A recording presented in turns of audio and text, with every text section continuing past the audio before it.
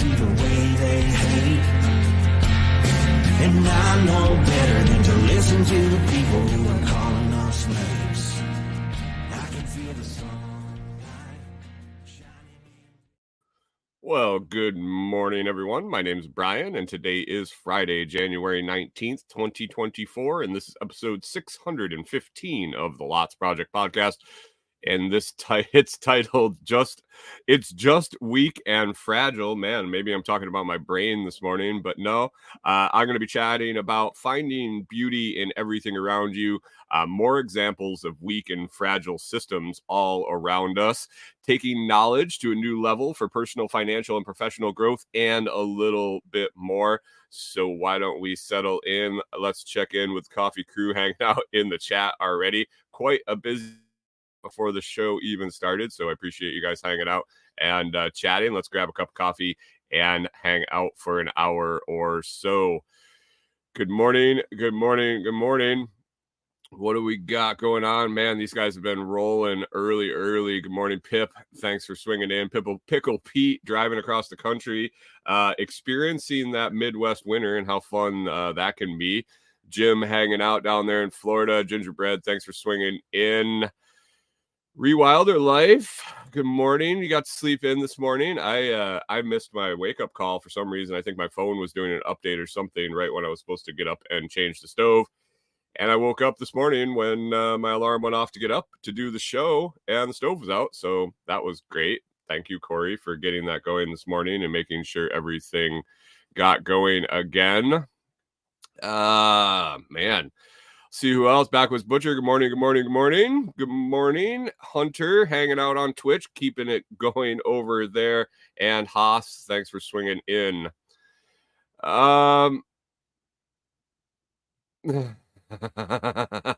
Pickle Pete's getting lot lizards hanging out. Pickle Pete's got lot lizards trying to keep him warm. He was in his 0 degree sleeping bag, and she could see him shivering and thought she would cuddle up.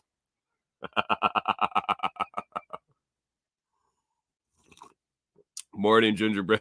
I'm the only one sober this morning. I'm sober. I'm stone cold sober this morning. I just rolled out of bed like an hour ago, so it is what it is. It is what it is.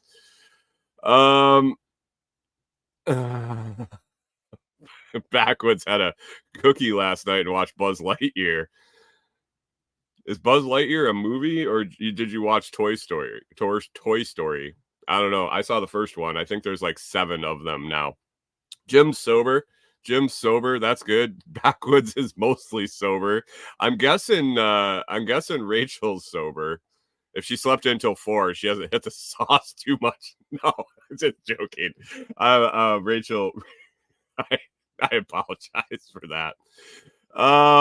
Anyway, what's in the cup this morning? I ran through a half. I ran through a half pound bag of light Peruvian. Finished it up yesterday, and this morning, and wanted another French press. Jesus, I can't even think straight this morning. Rewilder Life says, always sober here, no judgment. Nice. So I finished up the half pound of light Peruvian, and I wanted another cup yesterday. I was feeling like crap. Like yesterday, I don't know if it was a weather system moving in, what it was. I thought I was getting sick again, which was Jim says sounds like I'm half in the bag. I don't think I woke up yet. Like, I swear to God, guys, nothing this morning for sure. But yesterday I had this headache that was just, it wasn't quite migraine level, like nauseating level, but it was pretty bad. Popped some Advil, which I don't do very often at all. And I wanted another cup of coffee because I was going to have to make a treacherous trip out to get some more firewood. So yeah, I dug into the cabinet. I needed a fresh bag, and I was poking around, and I was like, I think for some reason I thought I had more coffee up in the cabinet. I wasn't out. I'm not out. Don't worry. There's plenty still there, and order is inbound, so I'm good. I'm not going to run out. Don't worry for me, guys. But I dug up in there a little bit, and 1 pound of coffee had fallen off to the side, and I I dug around in there and I found a bag of GSD. I was so excited. I was pretty down to some hectare. I had some hectare and some more light Peruvian. I was gonna have to choose between the two things I had before, and I like to have like a 3-bag rotation, maybe 4, but 3-bag nonetheless. And I found a bag of GSD, so score on that. I made that up yesterday and having more today. So give me about 2 minutes, and I'm gonna be bouncing off the walls. Morning, MSU Rifle. How we doing?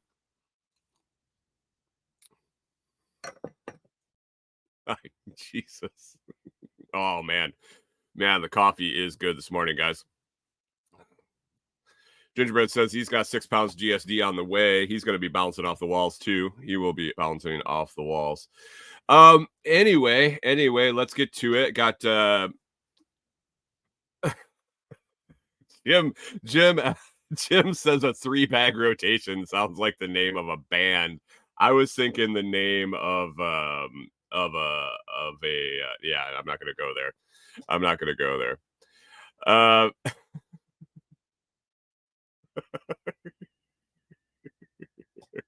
Everybody join C4. Everybody join C4. Wait, join the membership tiers down in the coffee club here for the live stream in the morning, and then join C4. No, join C4, man. If you want fantastic coffee at an awesome price, I highly recommend it. Gingerbread says he was thinking porn, and I was too. The 3-bag rotation, but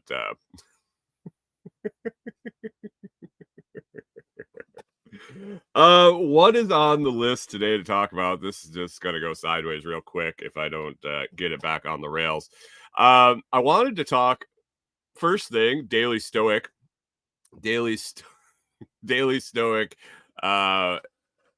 passage from yesterday.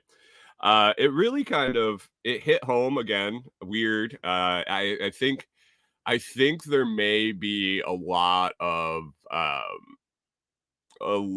residual thoughts and things I've picked up over the years, and just different philosophies. Like I mentioned at one point, I saw a lot of parallels with the Serenity Prayer, with like 12-step programs and things like that.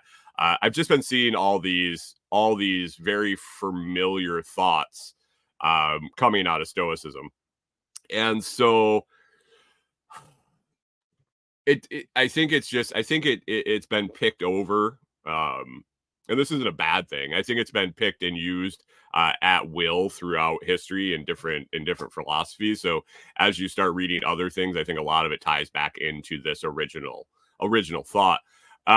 But yesterday it was talking about finding beauty in everything, finding beauty all around. Where's the t-shirt? Which is the t-shirt, Jim? I live in a gutter. But they were talking about finding beauty in everything, even in the ugly. And I think it's something that I've been trying to do and trying to work on. With this cold snap, it's been hard. It's been really, really hard. It's been hard staying positive. I tried to just roll with it. I tried to say it is what it is, and make the best of it. I've had some breakdown moments for sure. Dealing with these 3 dogs, dealing with going with no running water, and being cold, and the outside mess that we left. Like it's a lot of heavy shit to deal with. But I'm trying. I'm making an effort. I think as we get through this hard patch, it'll get easier to really to go with the flow more, I guess. Gingerbread Sarm says 12-step programs don't work, 5% success. I didn't say they worked or not. I was just saying I saw similarities in the Serenity Prayer to a passage in the Daily Stoic. That's all I was saying. I am not continuing to go to 12-step programs, and I went to several different varieties over the years, let's just say. I just know the Serenity Prayer, and it really fit one of the passages. So not pro or con 12-step program. You do what you got to do to make yourself healthy. But anyway, finding beauty in everything was yesterday's topic. And I'm trying to be intentional in that. I'm trying to at least once or twice a day find something that I wouldn't necessarily look at and go, wow, like that, the stunning sunset or sunrise or like snow falling off the trees when it's quiet, things like that. Things like that. It's easy to go, oh my God, that's beautiful. Or a flower or my wife or whatever. But I'm intentionally trying to seek out things during the day that I can find beauty in that don't necessarily. I'm not seeking out the ugly to try and find beauty, but just looking in unexpected places. And I think it's a good challenge. I think it's a good goal to do. And it made me think of two things as I was reading it. So I kind of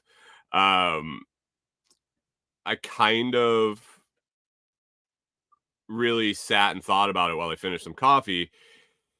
And two things popped to mind. One was a guy that I follow over on Noster. I talked to him. I talked about him. I told his story on here before, but lives in Venezuela. He's a photographer. He's been able to start to support himself and stay in Venezuela when all his family had to leave because of the economic conditions there and just the general just shit show that Venezuela is. But Malos 10 over on Noster, if you don't follow him and you're not on Noster, please check him out. But he's a photographer, and he is really finding the beautiful in a shitty situation. His family's gone. He's the only one that got to stay. He's he's just he seems happy. He seems happy.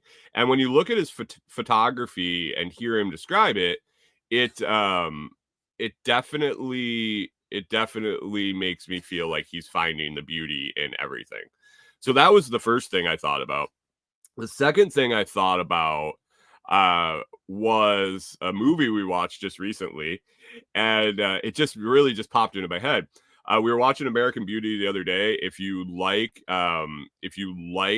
American Beauty, fantastic. If you don't know what American Beauty is, if you've never seen it or you don't like it, shame on you. You should watch it. It's a great movie, and you have to like it. But anyway, there was a moment in there. So if you don't know the movie at all, there's this kid that lives next to it's a family.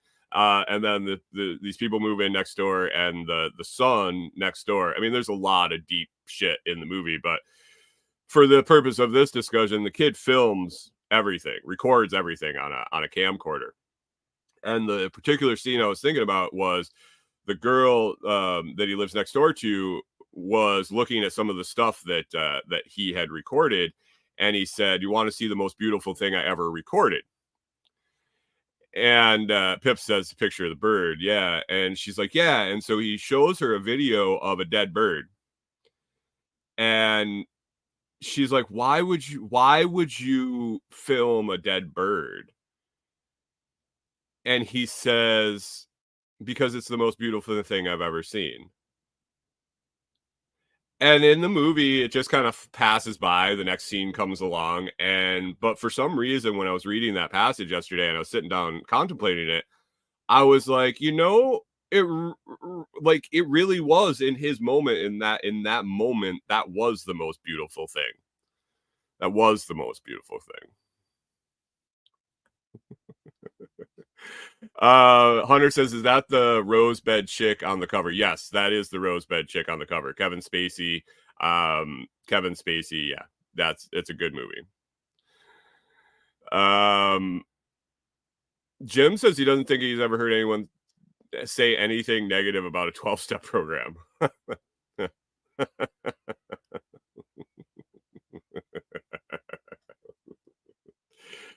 And James says, just a bunch of cheesy taglines. Jim, the only step that works is the 13th to find another addiction.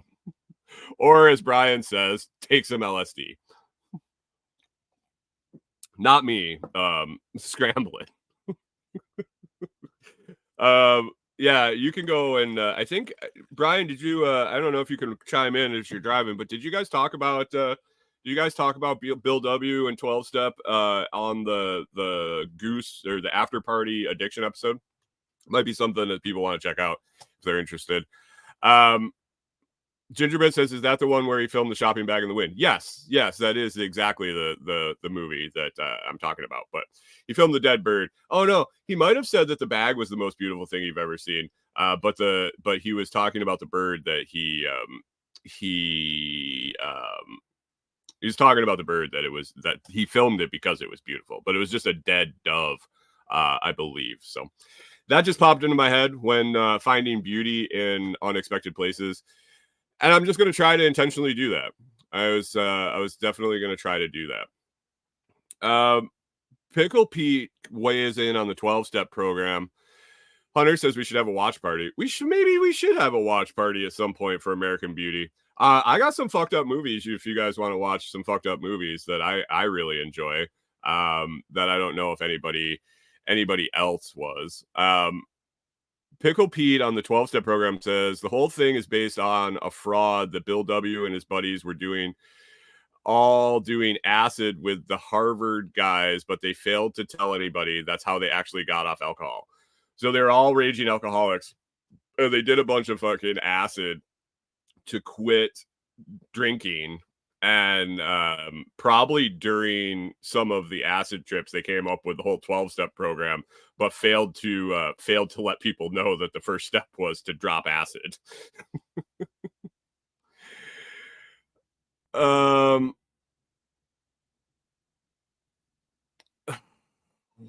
Backwoods says, "Oh my God, can we do movie watch alongs? Can we do movie watch alongs? Sure, why not? We have plenty of." We have we have plenty of options to that. We could do it on Telegram. We can do all sorts of shit. I don't know. We can figure it out. Pickle Pete says 12 steps are about as effective as COVID shot. I don't know, man. Like, it is what it is. It really is. I mean, if you go into it, I think it really, you have to be the person that's going to quit. I don't think 12 steps is going to make someone that can't quit drinking. It's not a magic magic thing that just happens. I think if with or without 12-step program, the person that's going to quit is going to quit, and the person that's not is going to not. I think it's probably a playbook for someone that's going to be able to not do whatever they're trying not to do. If that makes sense.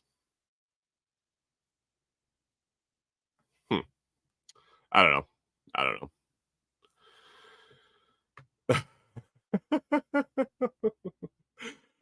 Anyway, so that was the Daily Stoic. I'm really enjoying the book, guys. You should pick it up. You should try it. Show of hands in the comments if you have the Daily Stoic, if you've been reading it, and if you have read it. Pickle P says Clockwork Orange. I like Clockwork Orange. I'm a big fan of Memento, American Beauty, The Virgin Suicides, Otis. You guys want to watch a good movie? Let's watch Otis.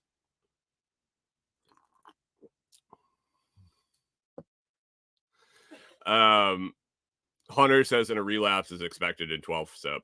Man, yes, the other day you guys got me fired up about ethanol, and now you got me fired up about 12 step.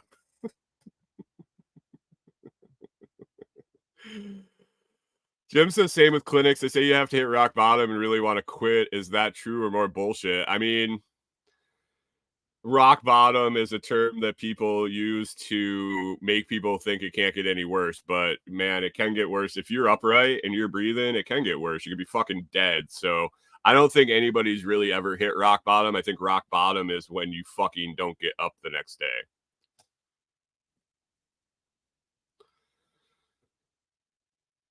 Ethanol is addictive, or is that a lie too? Ethanol is addictive. You guys shove it into your gas hole all the time. You love the cheaper gas.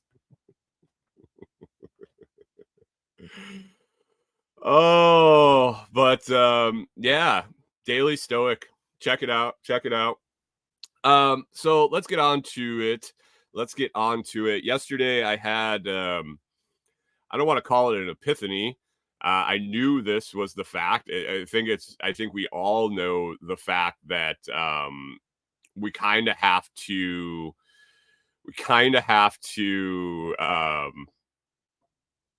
prepare to take care of ourselves. I think all of us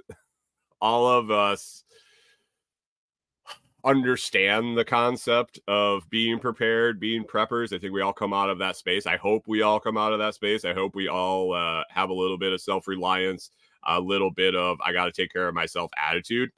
But yesterday I was talking to a couple people. I was browsing the local Facebook groups. I was out on the roads. I made a trip out to get firewood, like I said. I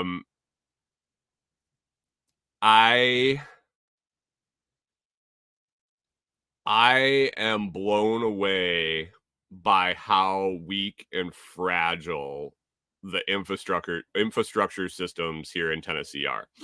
And it's not just in Tennessee. We talked about an example the other day about Alberta almost running out of power when the cold weather hit up there.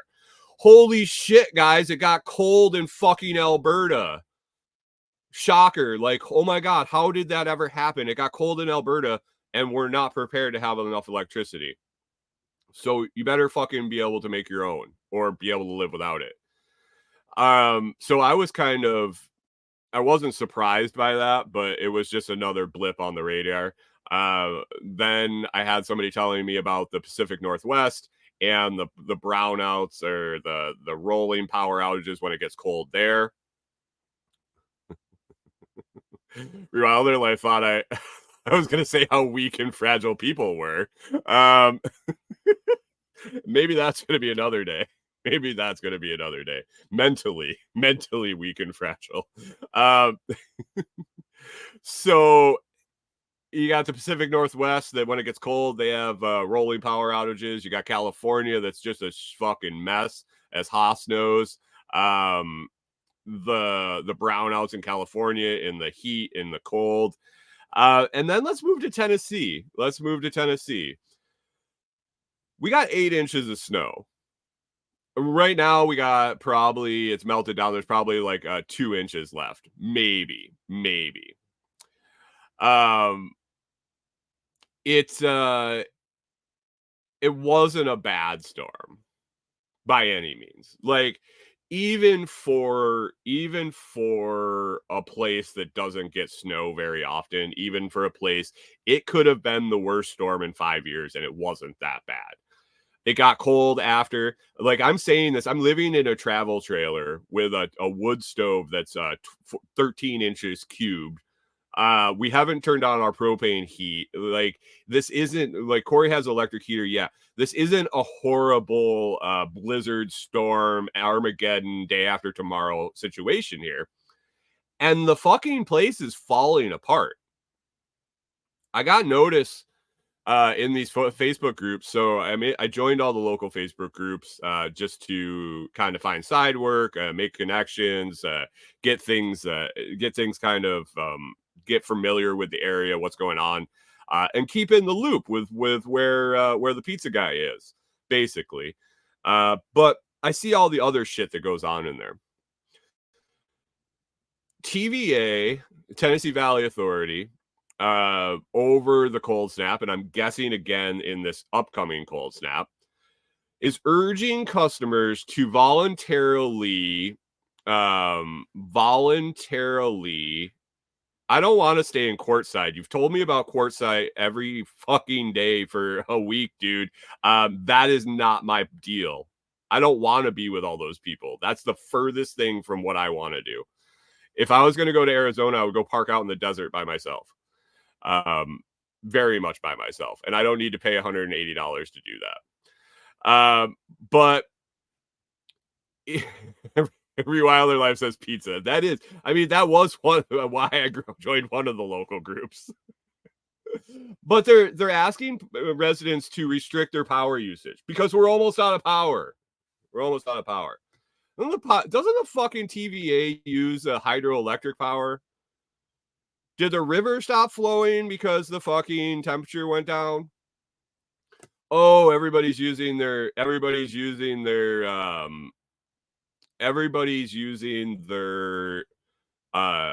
space heaters. Boo, whatever. Fuck that. Why when the people need to use the electricity most, because if they don't have it, they'll fucking die. Why are we asking them to voluntarily restrict usage so they don't run out? It's not negative 20 degrees here. It's not 3 feet of snow. It's not horrible conditions by any means. Just this little blip on the radar with the temperature and the shit goes sideways. That's just one example. The other examples were I started getting messages in all these groups popping up about water. Our tanks are empty.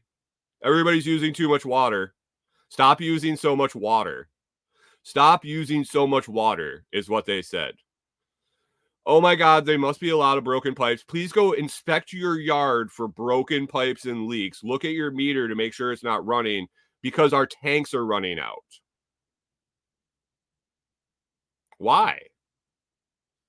One cold snap, one system failure, and every town within 10 miles of here is out of fucking water.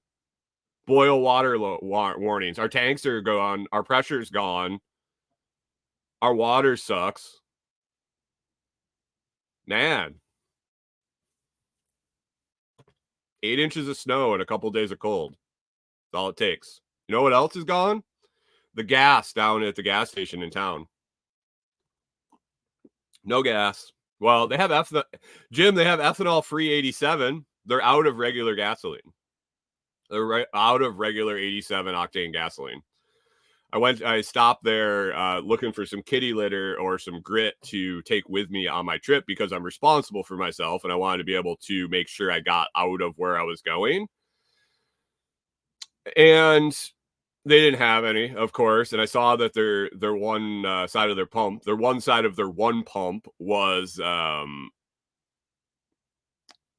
they said the one side of their pump was bagged off. And I asked the owner, I said, hey, are you out of gas or is that broken? Because I'd be happy to fix it for you if it's broken. I know it's cold. I know people need gas because they've been stuck in their house. They might be running a generator. They might be doing this. They need some gasoline. I don't prefer that they use the ethanol blend 87, but hey, through force of nature, people are having to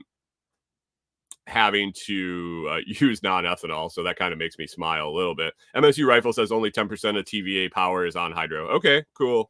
I don't know. You would think that 8 inches of snow and these temperatures wouldn't put a power restriction on people when they need it most. It's just my point. I didn't dive into the where the power comes from.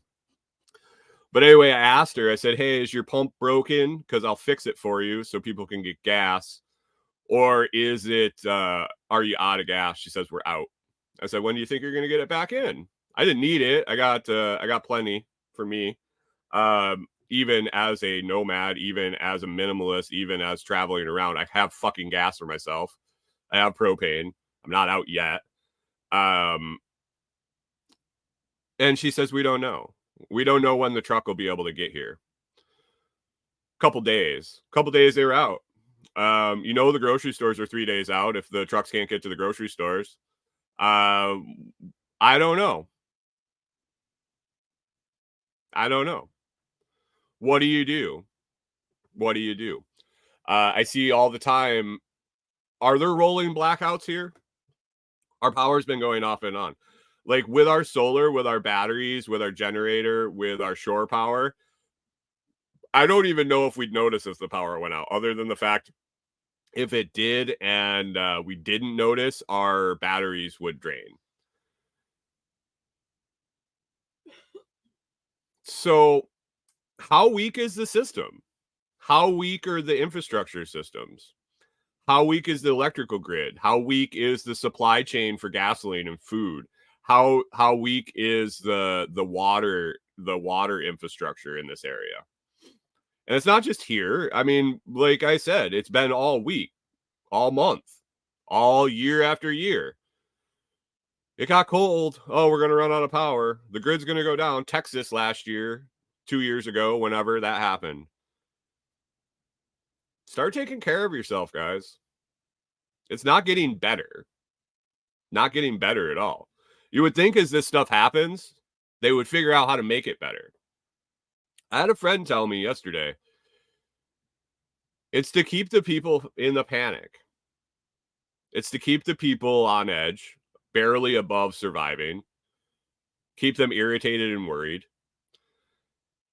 The TVA, he said the TVA has plenty of power. It's a mind control game. They could produce more if they needed. They could let more flow if they needed. And I don't know if this is true. I don't know. Why, when it's 8 degrees for a couple days, you get some snow, and XYZ town is running out of water in their tanks? Why haven't they added more tanks? Why haven't they added more water collection or a different system? Why? This isn't the first time it's happened. You can't tell me that this is the first time that every town around here has experienced high water usage from a cold snap that snaps some pipes. Why hasn't this been rectified? I'm pretty sure they take tax dollars. Oh, and by the way, I found out yesterday that the mayor of the town I'm staying in got arrested for assault on Saturday. Somebody put him on blast in one of the local Facebook groups and put his intake photo and charges and things on the Facebook page, and I was like, "What? Wait, what?" It's insane around here. There is a huge feud in this town. There is definitely a huge feud in this town. Um, and it's funny to watch, guys. It really, I don't have a dog in the fight, but man, it is funny to watch these guys go back and forth. And I understand, and I see I see what's going on, and it's rather humorous. And growing up in a small town and dealing with it and seeing it before, and then when we were living on our farm, we tried to stay away from. We stayed away from the towny stuff, and then being here and diving into the local Facebook groups, it's been like it's humorous on a daily basis. I'm laughing at something and sending Corey or yelling to Corey or sending her a message on something that's just fucking hilarious in these groups.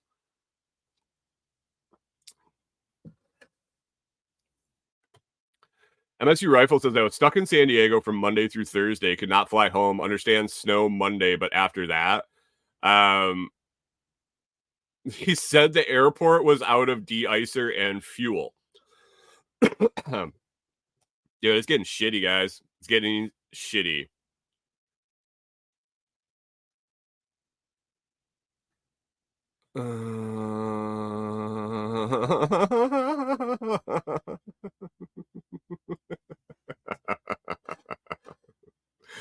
Oh, so that's that. Oh, and the other thing is, how MSU Rifle, you're here in Tennessee. How often does it snow enough to have accumulation and then be cold for a couple days to where there's shit on the roads? Once a year, once every other year. How the fuck can they not figure out how to get snow off the road? We're 4 days after a 8-inch snowstorm. And I was out on the roads yesterday. Our road out in front, there was a lot of roads clear, and I think it was just by natural heating from the sunny day on Wednesday. But they have no way to clear any of the roads, I don't think, here in Tennessee. I don't know. The best road that I traveled on was maintained. I was told it was maintained by a neighbor neighbor that had a tractor with a grader on it. And the road was absolutely spotless. What do we say? Privatized roads have covenants. That it seemed to be working in Texas also. When I was down in Texas driving the back roads through the ranches, they take care of their own roads and maintain their own roads. And the ones that did it were probably the nicest roads around. MSU Rifle says once every year or two. Well, it might be beneficial to take some of those tax dollars and maybe buy a fucking snowplow or a sander or a salter. I don't know. I don't think salt goes bad or sand goes bad. You can pile it up. You can use it this year if it snows, or maybe next year. You don't have to keep the equipment on the vehicles all year round. You can put them on and use them when they need them.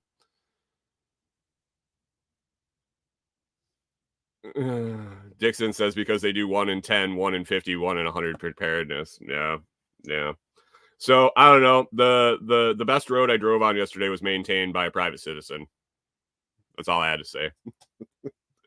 Made it out to Jamie's. Made it out to Jamie's and grabbed some wood. Clifford, our big red truck, did absolutely great. We had no issues. I did get a little bit stuck at Jamie's trying to get out, but basically because I got stuck in a soft rut with a little bit of a hill and just sheer ice, but was able to easily get out of it. No problem.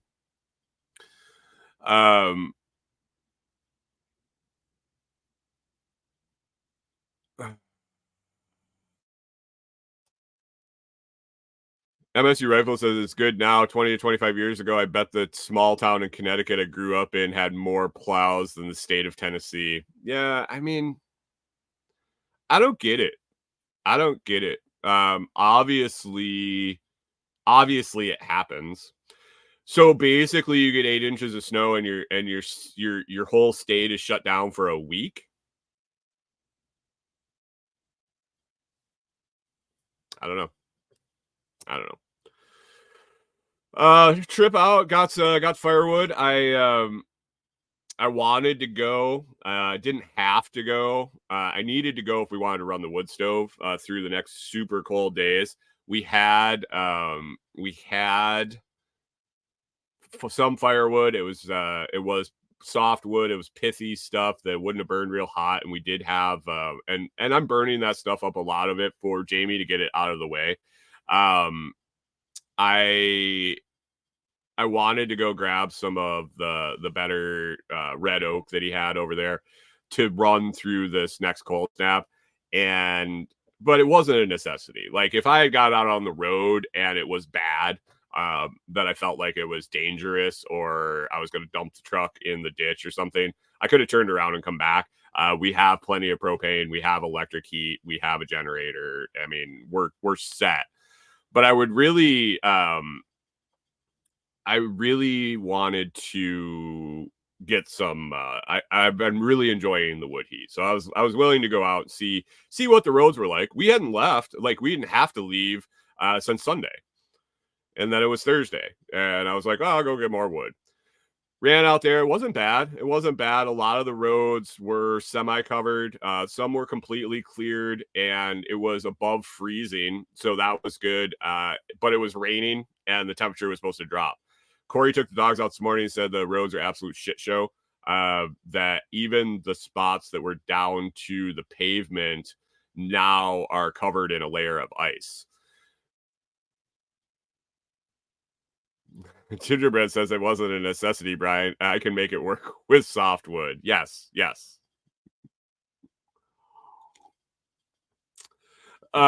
So it wasn't horrible, but we're 4 days after the snow. God, I'd hope that that you could get it down to the pavement in 4 days.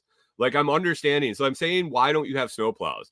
I'm not saying Minnesota snowplow level where you get 4 inches of snow and it's being plowed before it's done snowing. I'm talking 4 days later, and there's plenty of roads around here. And I'm guessing probably 40% of the roads here haven't been touched by anything. Main thoroughfares, main emergency routes, maybe. I don't even know if that's a thing here, but Yeah, there's very little of anything. I haven't seen a snowplow. I haven't seen a sanding truck. And it sounds like the gentleman, the private citizen that maintained the road out by Jamie's, was just using an underbelly grader on a tractor that he has. And I don't know, how hard is it to grab some underbellies for maintaining dirt roads? It's not just for snow anymore, guys. You can maintain dirt roads with underbelly grader. That it works great. That's what they did in Minnesota all year by my house. All the dirt roads got maintained by a grader. Guess what they did in the winter? They raised the blade a little bit and just pushed the snow off too. Uh this is the thing. Chris Dixon says I plowed a mile of road to the shop a few times last winter and received a cease and desist order from the county. Yeah, that's what happens. That's what happens. It's unbelievable. It's unbelievable. Try pulling somebody out and having a cop stop while you're pulling them out, and if you don't have a tower's license or the proper insurance, helping somebody out, pulling them out of the ditch. Yeah, you're fucked. Backwoods says you're in the South. There's no tractors. I just don't think that they don't do it, man. They just don't clear the roads. I don't know. I don't know. I don't know.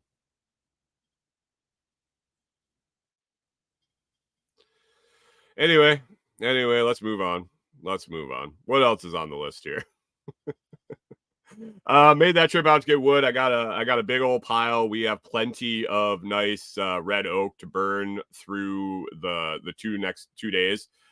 Today it's not supposed to be horrible. Saturday, Sunday, I think, are the days. It's supposed to get cold overnight, and then stay chilly for the next 2 days. I don't think we come above freezing until Monday, and then it's just all rain. So I think we're gonna survive. We're gonna survive this cold and snow and snowmageddon. I think they called it snowmageddon. I saw it referred to on one of the Tennessee news channels was snowmageddon, and I'm chuckling as I'm looking at Buffalo was predicted to get 36 inches of snow in one shot, and they were calling 8 inches of snow and some chilly temperatures snowmageddon. But they're not set up to handle it, Brian. Why not? Pickle Piece says Seattle Somalis do not know how to drive in the snow. Minnesota Somalis didn't know how to drive in the snow either. Right. I think you could drop off the descriptive term at the beginning of that. They don't have much snow in Somalia. I can never figure out why they picked people from Somalia, picked them up and dropped them in Minnesota, going from one of the hottest climates on the earth to one of the coldest.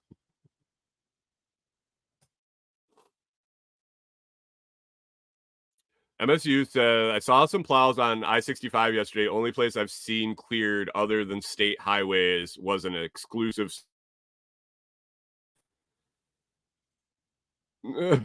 Backwood says, everybody panic. It's going to be mildly uncomfortable this week. Oh, yeah. Anyway, let's go on to something more positive. I've been contemplating some things that I wanted to learn in 2024. I'm all in on this Amazon influencer program. I'm doing that. That's going well. I'm getting ready probably today to get week 2 update recorded, and I'm well into week 3, so I'm liking to see what I got going on. It's going well. I got a lot to learn there, so that's something I'm getting better at. But I've been going back and forth with some people about getting some consulting done. I mentioned it yesterday. Somebody's looking for information on how to set up and run their own node, run their own Bitcoin node, run their own Lightning node, some self-custody stuff. And it's just not stuff in my wheelhouse yet, and it needs to be. It needs to be. It's not rocket science. From what I can gather, I did a quick cursory search yesterday. It's something I've been interested in and pursuing. I think it was cost barrier. I was interested in getting the Start 9 server. It was a cost barrier, and B, a power and internet usage problem. When we were on the limited data usage was when I had started looking into it. And if I was going to run my own server, it was going to be just too much of a draw. Like it just was too much. It was too much. But now that we have Starlink, now that that I understand the power consumption is very minimal for what I want to do, I want to teach myself how to build a nice little Raspberry operating system, Umbrel operating system on a little Raspberry, and put up a Bitcoin node and put up a Lightning node and teach myself how to do this stuff.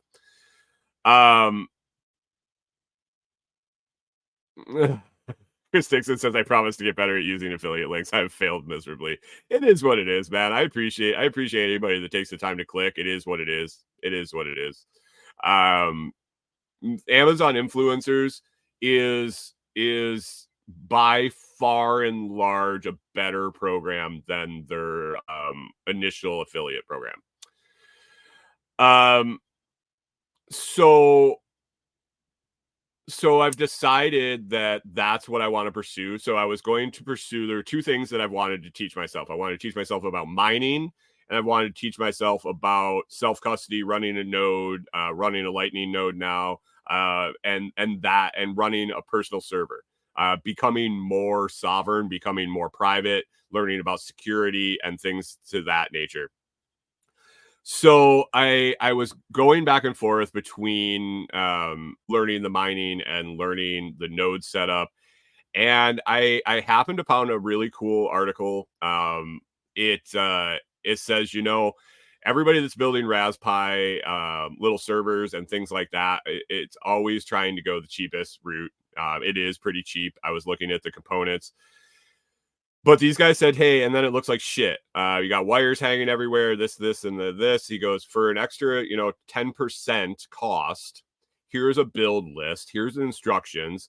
You get a nice little enclosed server that it all fits together under $300. So I put together a list, guys. I'll put the notes, or I'll put the link in the description if you guys want to check it out. It where is it here? You can, there it is. You can look at the build I'm going to be doing, the equipment I'm going to be using. There's been some questions. I didn't come up with the list. I did some searching. I read a few different articles. This seems like super easy plug and play. James says if you could only 3D print a pie case. Yeah, it just goes with it. And it's under $300. Dixon says that Hoppy doesn't get cheaper. I know, but it's the knowledge. I want to be able to talk intelligently about it. And so that's on the list. That's on the save list. You guys could check that list out. Like I said, it's like under $300, maybe a touch over 300 with tax and things, but it's going to be content fodder. It's going to be an education. It's going to be a personal education. It's going to be helping me get more sovereign and secure with my data, with my Bitcoin, with things like that. It's also going to be a professional enrichment to where I can now offer. I'll be able to hopefully soon, after I learn and really dive in and understand the concept, help people do that themselves. It's just an all around. It's all around beneficial to do, I think. Got a birthday coming up soon. I usually get some cash. I'm trying to figure out what I'm going to allocate that to, and it might be this project. I don't know. It might come out of some affiliate earnings and make content out of it. Since you can get the whole build on Amazon, it would be an easy thing to make some content over. I don't know. We will see. But that's this year. That's a goal this year. It'll happen sooner or later, I'm sure. I'll be able to save that up. I don't know. But that's the goal. That's the goal. And I think being able to be constantly learning is a good thing. I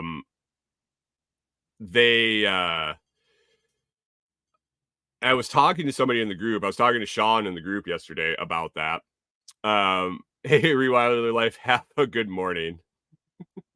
Oh, wait. Morning dishes complete. You're welcome. I'm happy. I'm happy that you got your dishes done while listening to the show. Backwoods says you need to talk to me about what? What do you need to talk to me about? What do you need to talk to me about? You need a website. Like Chris says, you need a website first. You need the help doing that. I can help you do that for sure. But I was talking to Sean in the group yesterday about the Raspberry Pi stuff. He's pretty techie. He's into electronic stuff like that. He was asking some questions about why I was buying different things on the list. And as a basic knowledge as I had from reading the articles I did, I was telling him why that stuff was why that was on the list. And I said I made an offhand comment, this is a rabbit hole I'm going to be diving down, and it's going to be a lot to learn. And but I said, I'm sure if I think about it, a lot of this knowledge I already have from other places. And so I was sitting there last night waiting to stoke the fire before bed. Some quiet time there between the time Corey went to bed and the time I fill the firebox and go to bed myself. And I got thinking for about, maybe 3 minutes.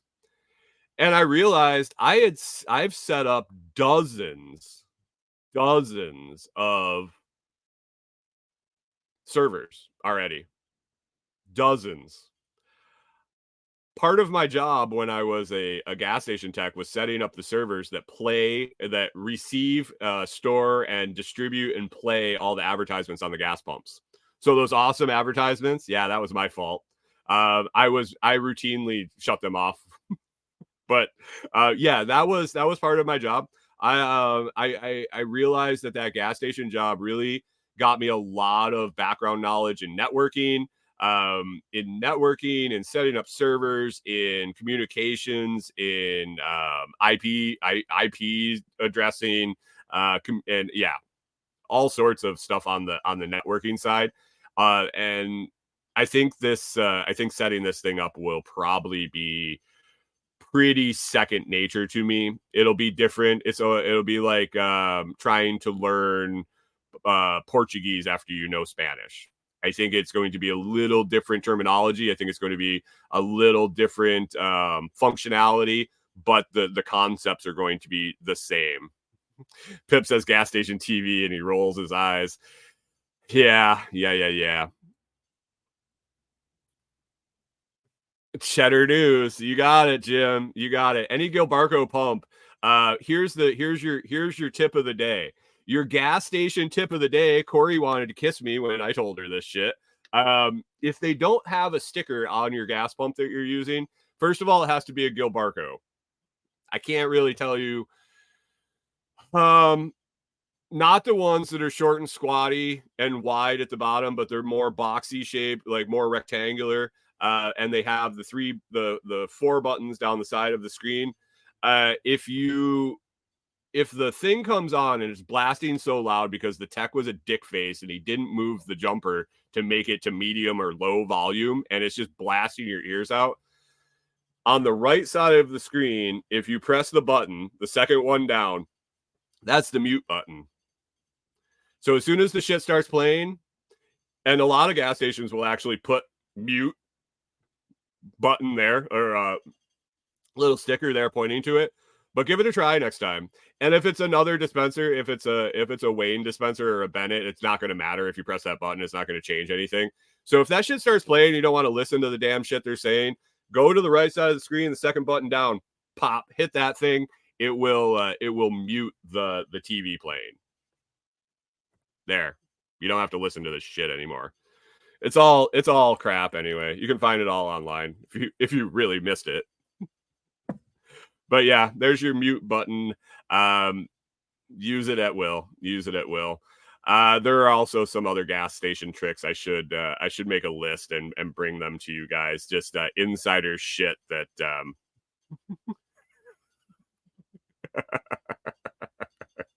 Jim says, but I like Maria Menounos.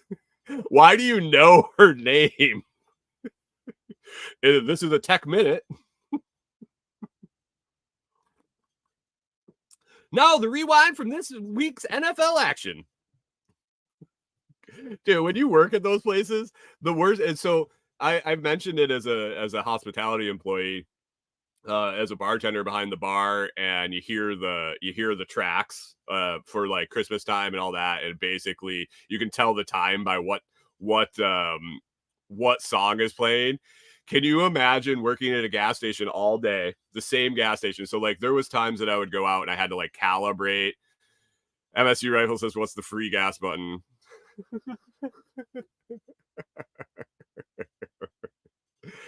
um you gotta open it up and use the keypad and put it in offline mode. I might have a key if you need one. Anyway, can you imagine? I had to go to gas stations and like calibrate all the pumps. And when I was new, I didn't realize I could tell them to go fuck themselves and make sure that they gave me help. That calibrating 4 grades of fuel on 24 fueling positions was an unreasonable thing to ask one person to do by hand with a 5-gallon can. That was not acceptable. But they don't tell you that until one of your coworkers like, "Why aren't you asking for help? Why aren't you asking for help?" And so that happened. But anyway, you spend a significant amount of time at the same gas station. I thought it was bad when I was a bartender and you could hear the music playing the constantly round and round in circles. At a gas station, every time someone lifts a pump, the same thing plays. It's not a new recording. So you see it once. You maybe see somebody else start it. It's one set of commercials that plays every single time, and it changes every couple days or every day or every 8 hours or every 4 hours, depending on what the gas station sets it up as. But as you would work, every single person that went into that gas station and lift the handle, you heard the same thing over and over and over. It was one of the most horrific experiences. I ended up having to just put earbuds in and run around the place.